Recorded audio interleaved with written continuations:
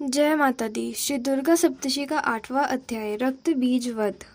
जो लाल वर्ण वाली है, जिनकी आंखों से दया लह रही है, जिन्होंने हाथ में पाश, अंकुश, बाण और धनुष उठाया हुआ है, अनिमा आदि सिद्धि रूपी किरणों से जो आवृत है, इस प्रकार की भवानी देवी को मैं नमस्कार करती हूँ।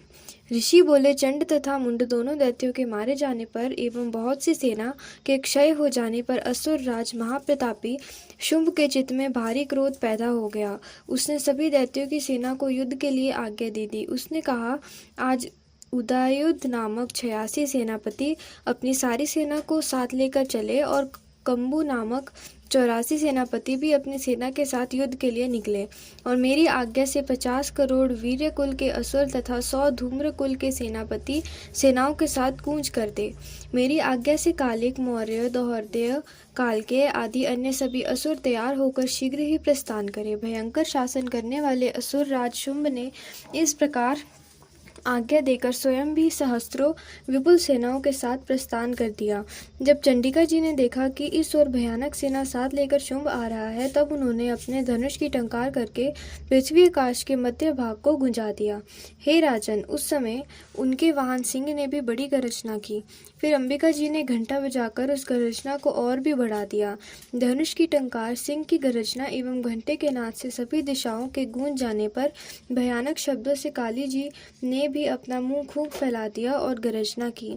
उस शब्द को सुनकर दैत्य सेनाओं ने चारों ओर से आकर देवी, सिंह तथा काली को क्रोध के साथ घेर लिया। इस अवसर पर हे राजन, दैत्यों के नाश के लिए तथा देवताओं की वृद्धि के लिए अत्यंत बल एवं पराक्रम से संपन्न होकर ब्रह्मा, विष्णु, शिव, कार्तिक, स्वामी इंद्र आदि देवों की शक्तियां उन्हीं उन्हीं के शरीरों से निकलकर उन्हीं उन्हीं रूपों में चंडिका के पास आ गई। जिस देवता का जो रूप था, जैसा भूषण तथा वाहन है, उन्हीं उन्हीं वस्तुओं के संपन्न होकर वह देवता शक्ति रूप धारण कर दैत्यों के साथ युद्ध करने आ गई। ब्रह्मा जी की शक्ति से ब्रह्माणी कहा जाता है। वह हंसों से जुते हुए विमान पर आरूढ़ थी, अक्षसूत्र कमंडलू से शोभित थी और सबसे प्रथम उपस्थित थी। महेश्वर की माहेश्वरी शक्ति वृषभ पर विराजमान, सुंदर त्रिशूल धारण किए, महासर्पों के कंकन धारण किए, मस्तक पर चंद्र रेखा सुशोभित किए हुए आई। कार्तिक स्वामी की शक्ति हाथ में शक्ति लिए सुंदर मोर पर आरूढ़ गहु रूपिणी कौमारी अंबिका शक्ति दैत्यों से युद्ध करने आई। वैसे ही विष्णु की शक्ति गरुड़ पर सवार होकर शंख, चक्र, गदा, शांग एवं खंग हाथों में लिए वैष्णवी शक्ति आ गई। यज्ञ वराह का विचित्र रूप धारण करने वाले विष्णु की वाराह शक्ति वैसा ही शरीर धारण करके वहां आ गई। नरसिंह जी के समान शरीर को धारण किए, गर्दन के बालों के फटकारने से आकाश के तारों को बिखेरती हुई नारसिंहिनी शक्ति वहां आ पहुंची। इंद्र की शक्ति इंद्र के समान रूप वाली 1000 नेत्र धारण किए, वज्र हाथ में लेकर ऐरावत गजराज पर आरूढ़ होकर वहां आ गई। तब उन देव शक्तियों से घिरे हुए शंकर जी ने चंडिका से कहा, मेरी प्रसन्नता के लिए शीघ्र से शीघ्र इन असुरों का संहार करो। तब देवी ने शरीर से अत्यंत भयानक सैकड़ों गिदड़ियों की भांति हुई नाद करती हुई बड़ी उग्र चंडी का शक्ति प्रकट हो गई। तब उस अपराजिता देवी ने धुएं जैसी जटा वाले शिव से कहा, हे भगवान, आप दूत बनकर शुंभ निशुंभ के पास जाओ और वहां जाकर उन महाअभिमानी शुंभ निशुंभ दानवों को तथा युद्ध में आए हुए दूसरे दानवों से भी यह कहो कि हे दानवों, यदि तुम लोग जीना चाहते हो तो त्रिलोकी का राज्य इंद्र प्राप्त करे, सभी देवता यज्ञ का भाग पावे और तुम लोग पाताल को चले जाओ। यदि तुम्हें कुछ बल का अभिमान हो तो युद्ध अभिलाषा हो तो आ जाओ। तुम्हारे मांस से यह मेरी योगिनियां तृप्त हो जाए। इस दत्तत्व में स्वयं शिवजी को ही देवी जी के नियुक्त किया, अतः वह शिव शक्ति संसार में शिवदूती इस नाम से विख्यात हुई। जब शिवजी ने देवी जी के वचन उन महाअसुरों से कहे तो वे बड़े क्रोध में आ गए और जहाँ कात्यायनी देवी स्थित थी उस ओर बढ़ने लगे।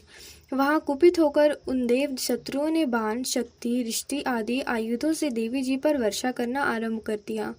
तब टंकार करके धनुष द्वारा पहने पहने बाण छोड़कर देवी जी ने खेल ही खेल में उनके फेंके हुए बाण, शूल, शक्ति इत्यादि शस्त्रों को काट डाला। फिर काली भी उनके सम्मुख होकर शत्रुओं को शूल से प्रहार से चीरती, फाड़ती, खड़वांग से कुचलती, मारती, विचरण करने लगी। ब्रह्मानी शक्ति भी जिस ओर दौड़ती उसी ओर अपने कमंडल का जल छिड़क देती, जिससे शत्रुओं का पराक्रम एवं तेज नष्ट हो जाता।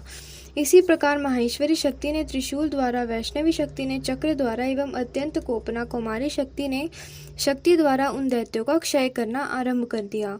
ऐन्द्री शक्ति के गिरने से सैकड़ों दैत्य दानव विदीर्ण होकर रुधिर के पनाले बहते हुए पानी में गिरने लगे। वराही शक्ति ने कुछ एक तो तुंड प्रहार से मार गिराया और कितने एक दैत्यों की छातियां अपने दाढ़ों से अग्रभाग से चीर डाली और चक्र द्वारा बहुत से दैत्यों चीर फाड़ डाले।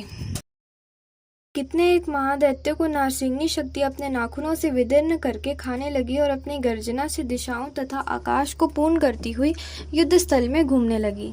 कितने एक दैत्य शिवदूती ने कठोर अट्टहास से भयभीत होकर पृथ्वी पर गिरते गए, फिर उन्हें वह खाती गई। इस प्रकार अत्यंत कुपित होकर अनेक उपायों द्वारा बड़े बड़े दैत्यों को मारते हुए मातृगणों को देखकर देव शत्रुओं के सैनिक भागने लगे। उन दैत्यों को मातृगणों से पीड़ित होकर भागता हुआ देखकर क्रोध में हुआ महाअसुर रक्त बीज युद्ध करने के लिए आया।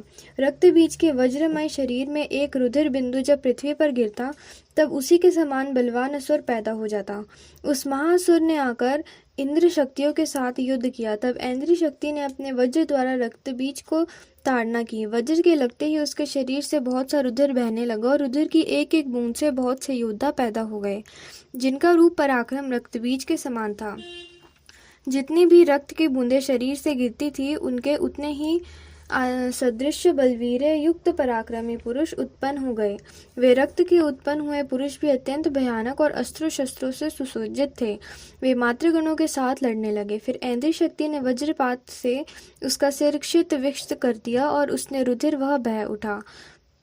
तब फिर हजारों पुरुष उस रुधिर से पैदा हो गए। वैष्णवी शक्ति ने चक्र द्वारा मारा और ऐन्द्री ने गदा उस असुरराज की ताड़ना की। वैष्णवी के चक्र से क्षत होने पर उसके शरीर से ज्यों ही रुधिर निकला, उतने ही हजारों महाअसुर पैदा हो गए।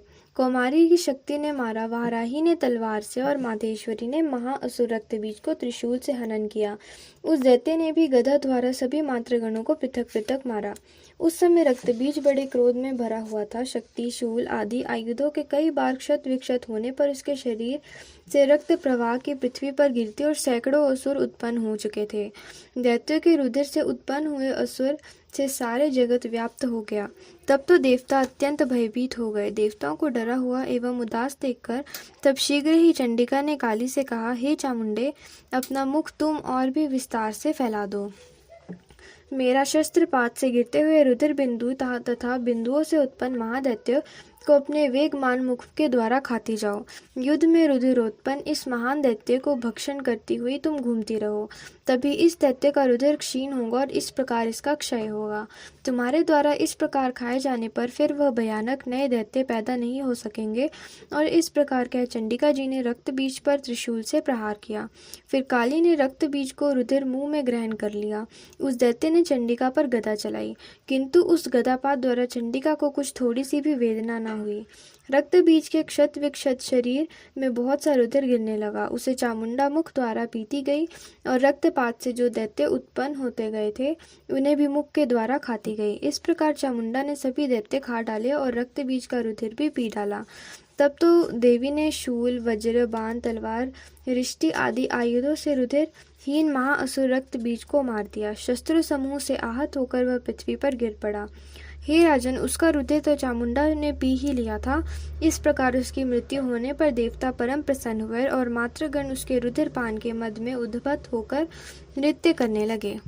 धन्यवाद। इसी के साथ हमारा 8वां अध्याय भी समाप्त हुआ।